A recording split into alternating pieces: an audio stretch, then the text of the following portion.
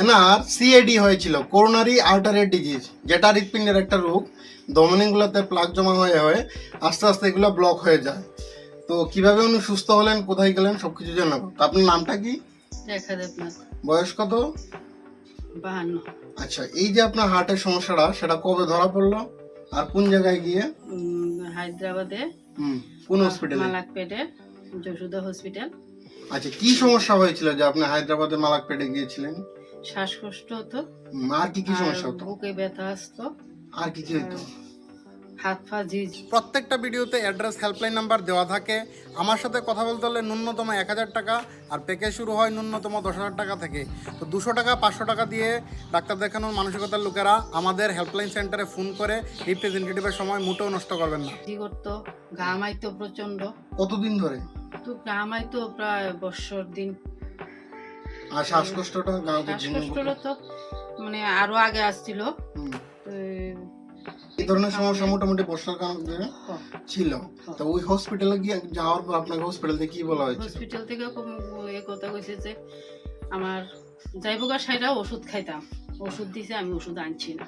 আচ্ছা, এই যে ওষুধগুলো না খেয়ে আমি যেটা বললাম, আমি কি বললাম, 2টা গাছের শিকড়ের কারা। কি কি গাছ? একটা হচ্ছে কি আপামার্ক, দ্বিতীয়টা হচ্ছে মরিঙ্গা, তাই তো? আর শুধু হাতে মেথি লাগানো, এর থেকে বেশি কোনো কিছু করেছেন? তো এই 2টা করে আজকে আপনার বর্তমান অবস্থাটা কি? আমি 80% ভালো। আগের মতো কি শ্বাসকষ্ট হয়? না না, শরীর যে ঘামো দিত সেগুলো হয়? কাম হয় কম হয়, ওখানে আগের তুলনায় করে 80% সুস্থ। কতদিন ধরে এরকম মানছেন? মানে সপ্তাহ 10 দিন হইব।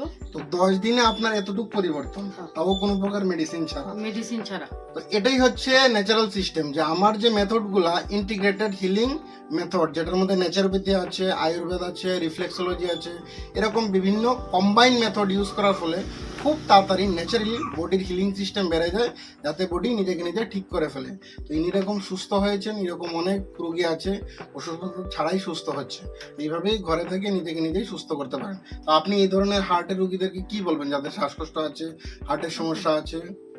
আমি তো বলবো তারা যেন যায় মনু শ্রীলঙ্কা প্রসন্ন দাস ডাক্তারের কাছে। তো আপনি কোথায় গিয়েছিলেন? আমি তো ওই তো মনু যায়া শ্রীলঙ্কা যায়া সেটাই ওষুধটি যোগাযোগ করে লইলাম, জানলাম সবকিছু। ওইখানে যাওয়া নিয়ে খুবই তো সাধারণ ব্যাপার, সবাই তো ঘরোয়া ব্যাপারই করতে পারে।